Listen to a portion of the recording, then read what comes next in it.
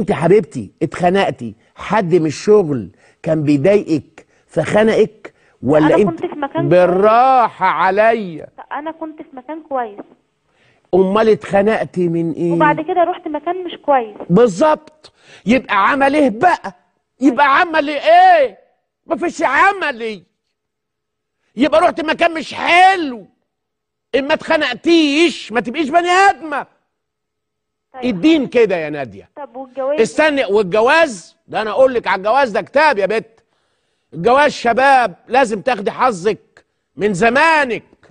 ما هو تقول يا رب، استني يا بت، تقول يا رب، يا رب. واستني، تقول يا رب وانتي واللي خلفوكي ناويين على ان اللي يجي مدام محترم ما يرهقهوش ولا يطلبوش مطالب شنيعه.